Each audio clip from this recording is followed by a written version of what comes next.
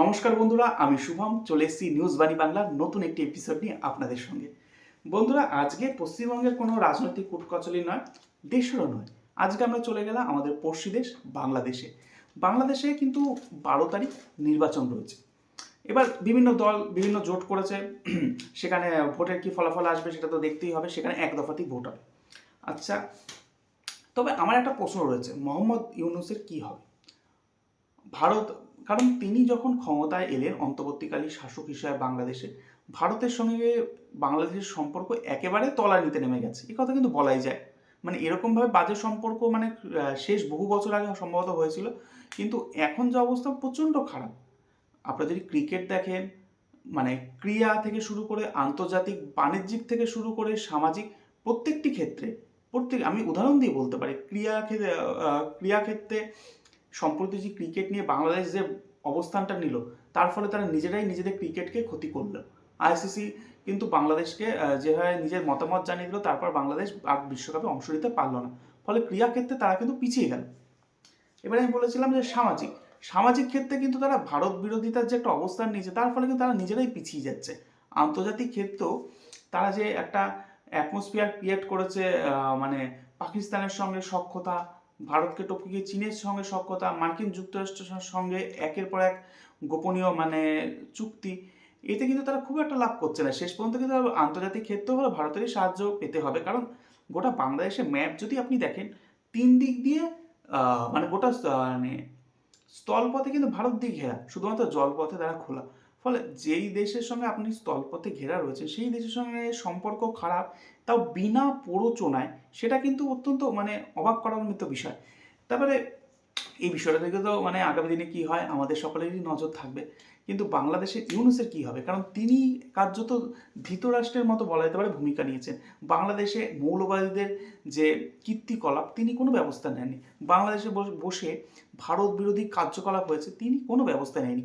উল্টে তার যে প্রশাসক মণ্ডলী, তারা কিন্তু ভারত বিরোধীদের যে মানে অ্যাটমসফিয়ার হয়েছে তাদের মদত দিয়েছে বকলমে, এ কথা কিন্তু বলাই যায়। ইউনূস প্রশাসন ভারতকে, তারা দাবি করছে যে ওখানে শায়েস্তা করার জন্য একের পর এক নাকি ভিসা সেন্টার বন্ধ করেছে, ভারতের পাল্টা পদক্ষেপ নিয়েছে। কিন্তু যে এরকম যে হঠাৎ করে পায়ে পা লাগিয়ে ঝগড়া করা, এতে কি কোনো লাভ হবে? আমরা যদি কয়েক মাস আগে নজর রাখি, একটি শ্রীলঙ্কার পাশে একটি ছোট দ্বীপ রয়েছে, মালদ্বীপ। এই দেশে হঠাৎ করে একজন শাসক এলেন, তিনি একটি স্লোগান তুলেছিলেন ইন্ডিয়া আউট বলে। তারপর তিনি জনপ্রিয় হয়ে গেলেন, মালদ্বীপের শাসনে চলে এলেন। এমনকি খুব বেনজিরভাবে তিনি প্রথম তার বিদেশ সফরটি করেছেন চীন থেকে। কিন্তু কী লাভ হলো? 2 মাস, 2 থেকে 3 মাস হলো, তিনি বুঝে গেলেন বাইরের দেশের লোক নিয়ে ছাড়া আমার দেশ চালানো ভাই সম্ভব না। তিনি আবার দিল্লির দরবারে এলেন, নরেন্দ্র মোদীর কাছে এসে কথাবার্তা বললেন, বড় একটা প্যাকেজ নিয়ে গেলেন, এখন তিনি আবার ভারতপন্থী হয়ে গেছেন। কিন্তু ইউনূস যে কাণ্ডটা ঘটিয়ে গেলেন, ইউনূস হয়তো 12 তারিখের পর আজ একটি রিপোর্ট দেখলাম, যেখানে ইউনূস দাবি করে, ইউনূসের যে মানে উপদেষ্টা বলা যায় ওদের, তারা বাংলাদেশে যে মানে সেক্রেটারি বা যিনি উপদেশ দেন তাকে উপদেষ্টা বলেন, সেখানে দাবি করেছেন যে মানে ইউনূস সরকার ভোট হয়ে গেলে তার 3 থেকে 4 দিনের মধ্যে গণনা প্রক্রিয়া সম্পন্ন করবে, তারপর যেই দল ক্ষমতা আসবে তাদের হাতে ক্ষমতা ন্যস্ত করে দেবে। তারপর ইউনূসের কী হবে?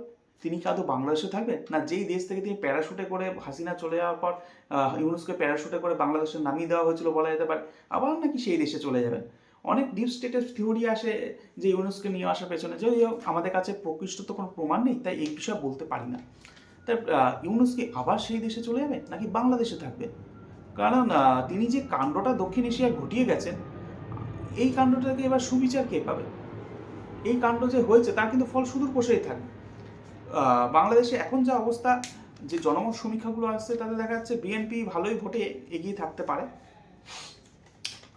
বিএনপি, বিশেষ করে আওয়ামী লীগের যে ভোটটা, তার একটা বড় অংশ সম্ভবত বিএনপি পাবে। এইবার যে বিএনপি যদি ক্ষমতায় আসে, সম্ভবত ভারতের সঙ্গে দ্বিপাক্ষিক নীতি কিছুটা হলেও আমার ব্যক্তিগতভাবে মনে হয় ভালো হতে পারে। কিন্তু এই যদি ভালো হয়, সেটাতে কিন্তু অনেক সময় লাগবে, এত তাড়াতাড়ি নয় যে ধরুন ফেব্রুয়ারি মাসেই সরকার তাদের গঠন হয়ে গেল। যদি দ্বিপাক্ষিক নীতি ভালো করতে হয়, এটা কিন্তু হতে হতে আরও অন্তত 1 বছর লাগবে।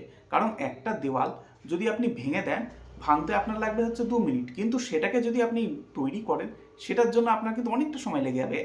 তাই এই সময় ভারত বাংলাদেশ দ্বিপাক্ষিক নীতি, বিশেষ করে বাণিজ্যিক থেকে শুরু করে যোগাযোগ থেকে শুরু করে সব কিছুতে কিন্তু সময়টা আরও লাগবে।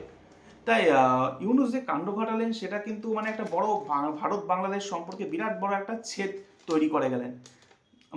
হাসিনাও এখন বর্তমানে ভারতে রয়েছেন, একটি অজ্ঞাত জায়গায় তাকে রাখা হয়েছে, ভারত সরকারের তরফে স্পষ্ট কিছু বলা হয়নি। তিনিও কিন্তু বারবার ইউনূসের দিকে আঙুল তুলেছেন। তিনিও দাবি করেছেন যে ইউনূস যে কাণ্ডটা করেছে এটা কিন্তু সহজে বাংলাদেশের ইতিহাসে কিন্তু লেখা থাকবে। কারণ তিনি যে বসে বসে যে এই উগ্রপন্থী চিন্তাভাবনার মানুষদের মদত দিয়েছেন, ভারত বিরোধী কর্মকাণ্ড যারা করেছেন তাদের মদত দিয়েছেন, এটা কিন্তু কোনোভাবে ছাড়ার নয়। ভবিষ্যতে এর ইম্প্যাক্ট অনেক বড় থাকবে। এবার ইউনূস ভোটের পর কি করবেন সেই দিকে আমাদের নজর থাকবে। তাই জন্য আর শিরোনাম দিয়েছি ইউনূসকে কিন্তু ছাড় নয়, তিনি কোনোভাবে কি করবেন, তার তার পরবর্তী গন্তব্য কী হবে, তার পরবর্তী কর্মসূচি কী হবে, সেই দিকে কিন্তু আমাদের সকলেই নজর থাকবে।